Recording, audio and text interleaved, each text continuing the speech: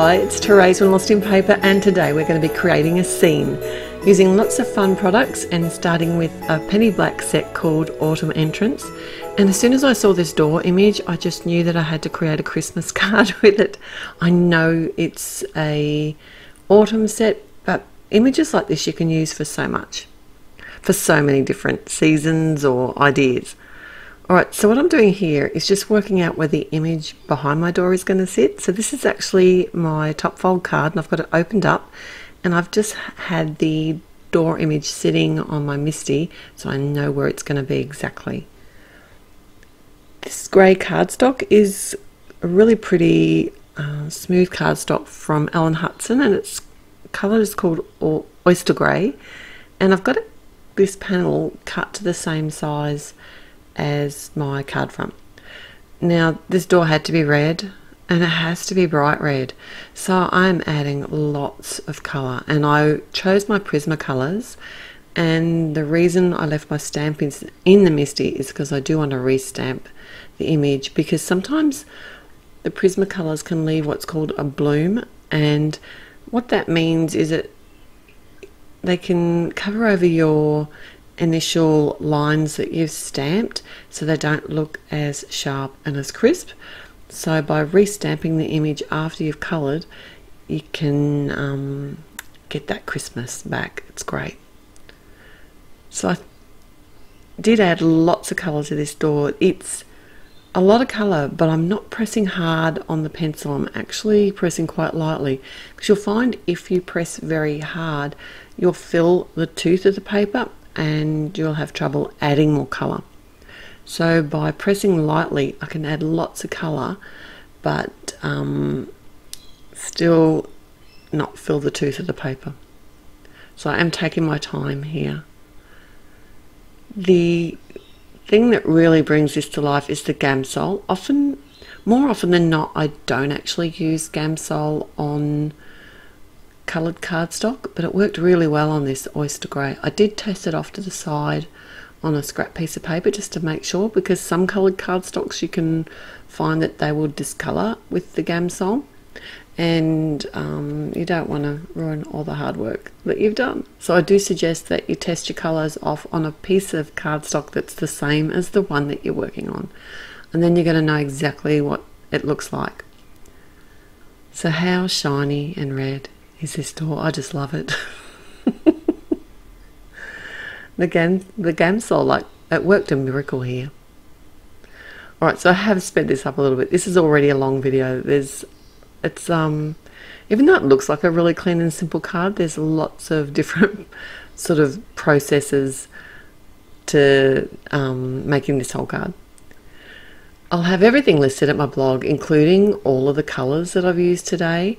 So if you want to sort of see exactly what colours I use, if you want to recreate this, then just head through the link below to my blog and you'll see it there.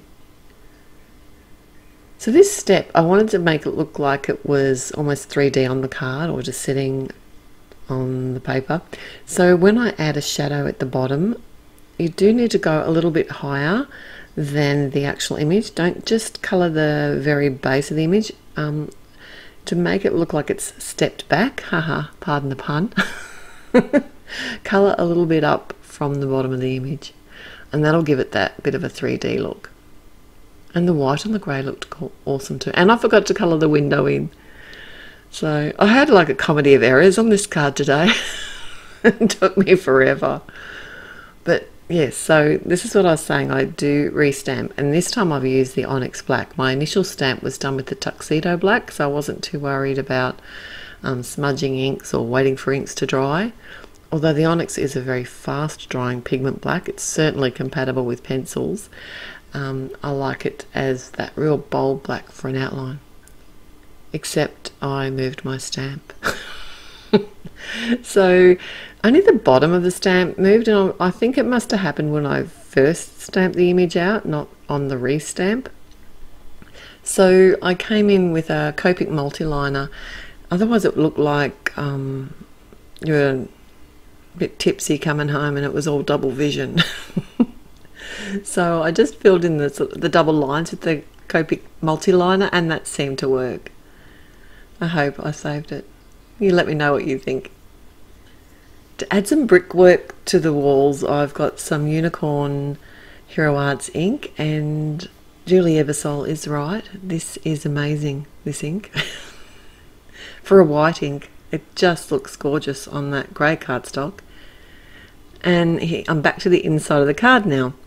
And the marks here just let me know exactly where to put my dog image, because I know that when I stamped my front panel with the door, it's the same position that I had this the stamp held on the inside of the card. So I know my puppy dog image, which is from Christmas Fun, that he's going to be sitting exactly behind the door when I open it later. Oh, I forgot to mention that the brickwork was actually Essentials by Alan set called Abstract Paint Strokes, and that's a really versatile sort of fun set to have. I like those sort of solid stamp images that you can use for so many different things. So to colour the dog, I'm using Prismacolors again, because they can't be seen through the back of your cardstock like Copics. This is the £110 Nina, so it's probably not likely to really be seen even if I had have used Copics, but I was going with pencils today anyway. So I like to add not all my colours, but a lot of my colour first before I come in with my Gamsol, and then I will come back in and add some extra shading after, because you can always add on top of it again and keep working the colours and getting your shading just right. I love that he's tangled up in the baubles. Oh, they're not baubles, they're Christmas lights. It's early in the day here. I haven't engaged my brain yet. And I did the same thing with this image. Because I had left it within the Misty, I did come back in with the Onyx Black and re-stamp it as well. That looks like a UK plug there. Right, my final image that I'm going to use, I've got a stack of sets in this card. It's it took me ages, but I had lots of fun. This is one of the hedgehogs, so obviously a Penny Black image. If you know Penny Black, you know this is one of their classic critters that is in a lot of their stamp sets, and so cute. So this hedgehog is from a new Christmas set called Holly Jolly Critters, and I stamped it on the oyster grey cardstock.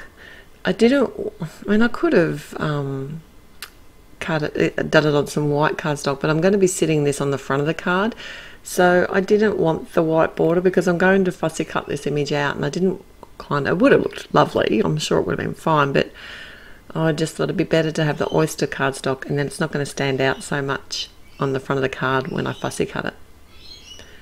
Right, so now I've gone back to my card. This is I'm going to add the panel to the front. Now I'm making sure that I'm adding enough adhesive beneath the door, because I want to actually make this a slightly interactive card.